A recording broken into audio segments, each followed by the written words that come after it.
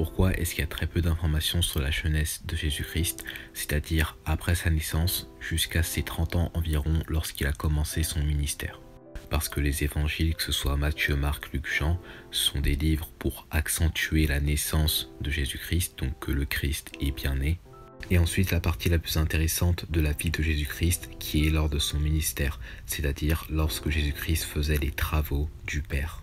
Et la seule raison pour laquelle la vie de Jésus-Christ n'est pas expliquée à 100%, donc c'est-à-dire de A à Z, c'est que cela prendrait beaucoup trop de livres et de chapitres pour tout expliquer du début jusqu'à la fin. Et que de ce fait, lire la Bible serait interminable.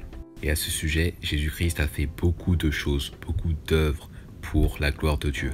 C'est pour cela qu'il est dit à la fin de Jean dans le verset 25, « Et il y a encore beaucoup d'autres choses que Jésus a faites. Si chacune d'elles devait être écrite, je suppose que le monde même ne pourrait contenir les livres que l'on devrait écrire. Amen. » Donc le but des évangiles n'était pas de raconter la vie de Jésus-Christ de A à Z parce que sinon cela aurait été interminable, mais pour témoigner de sa naissance et ensuite sa vie lors de son ministère pour le Père, c'est-à-dire par obéissance et donc pour faire les travaux que le Père lui avait demandé de faire, et ensuite l'Évangile, c'est-à-dire sa mort, son ensevelissement et ensuite sa résurrection.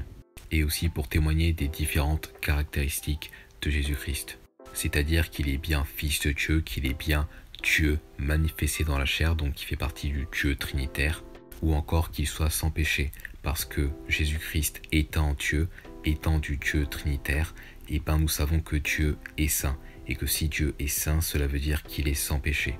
Et que 2 ou plusieurs versets qui expliquent la sainteté et la perfection de Jésus-Christ, que ce soit dans l'Ancien ou dans le Nouveau Testament, sont plus efficaces que de raconter en détail à 100% la vie de Jésus-Christ, puisque nous savons que Jésus-Christ est sans péché. Et Amen.